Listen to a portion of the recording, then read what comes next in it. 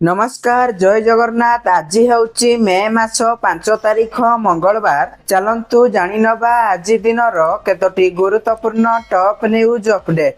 प्रथम अपडेट, आगामी 4 दिन जाए प्रबल वर्षा 7टी जिला को ऑरेंज वार्निंग एवं 16टी जिला को येलो वार्निंग जारी करिछि पाणीपाग विभाग। आज 7टी जिला एवं काली 13टी जिला को ऑरेंज अलर्ट सह कुआपथर वर्षा संभावना रही एवं आसंता 24 घंटा रे अधिकांश जिले में वर्षा संभावना थिबा बेले 7टी जिला केन्दुझर, मयूरभंज, बालेश्वर, रायगड़ा, कोरापुट, मालकानगिरी एवं नवरंगपुर रे वज्रपात सह वर्षा संभावना को नहीं ऑरेंज वार्निंग जारी करिछि पाणीपाग विभाग। सेहीपरि गजपति, गंजाम, कंधमाल, कलाहांडी, नयागढ़, अनुगुल, ढेंकानाल, देवगढ़, सुंदरगढ़, खोर्धा, पुरी, कटक, जगतसिंहपुर, केन्द्रापड़ा, जाजपुर एवं भद्रक एही 16टी जिले में बिजुली घड़घड़ी वर्षा संभावना एवं 40 रु 50 किलोमीटर वर्षा को नहीं येलो वार्निंग जारी करिछि पाणीपाग विभाग। परवर्ती खबर, बढ़िला क्षीरर दाम। ओडिशा रे क्षीर दाम वृद्धि होइछि। टन क्षीर लिटर प्रति 4 टंका वृद्धि करिछि ओमफेड।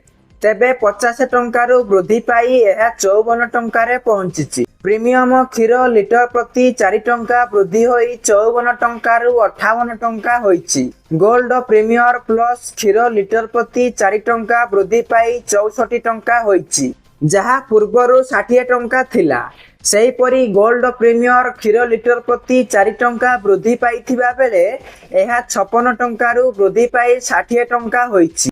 गोटिए 500 ग्राम क्षीर पैकेट उपरे 2 टंका वृद्धि होइछि एवं 1 लिटर क्षीर पैकेट उपरे 4 टंका वृद्धि होइछि। परवर्ती खबर, मे 4 तारिख रे मिलिबो सुभद्रा टंका। सुभद्रा योजना रे वंचित हिताधिकारी पाई खुशी खबर। मे 4 तारिख रे वंचित हिताधिकारी को मिलिबो सुभद्रा टंका। 1,23,849 जन को मिलिबो सुभद्रा टंका। एने ट्विटर रे सूचना देले उपमुख्यमंत्री प्रभाती परिडा। वंचित हिताधिकारी सह नुआ भावे जोड़ी होइथिबा हिताधिकारी को सुभद्रा टंका मिलिबो। एने प्रभाती परिडा सूचना दैछंती। परवर्ती खबर, जून पर महंगा हेबो आईफोन। चीनी कंपनी वीवो एवं ओप्पो सेमानकर स्मार्टफोन रो मूल्य वृद्धि करिसंती, तथापि एप्पल आईफोन रो मूल्य वृद्धि होई नाही। किंतु एप्पल भविष्यत रे आईफोन रो मूल्य मध्य वृद्धि करि पारे। प्रकृत रे संप्रति एप्पल 2026 त्रैमासिक आयकल समय रे कंपनी रो सीईओ टिम कुक को कथारु जणा पडुची जे एप्पल भविष्यत रे आईफोन रो मूल्य वृद्धि करि पारे। परवर्ती खबर, शत्रु को निमिषके करिबो नाश। हाइपरसोनिक एंटीशिप क्षेपणास्त्र रो परीक्षण सफल होइछि एवं 1500 किलोमीटर रहिछि लक्ष्य भेद क्षमता। भारत पक्षरु सफलतार सह फेज 2 लंबा दूरगामी हाइपरसोनिक एंटीशिप क्षेपणास्त्र रो सफल परीक्षण करा जाइछि। चांदीपुर डीआरडीओ अधीन रे थिबा डॉक्टर एपीजे अब्दुल कलाम द्वीपरु गत शुक्रवार एही परीक्षण होइथिला। एही परीक्षण प्रतिरक्षा क्षेत्र रे भारत आउ एक नुआ माइल खंब हासिल करिछि।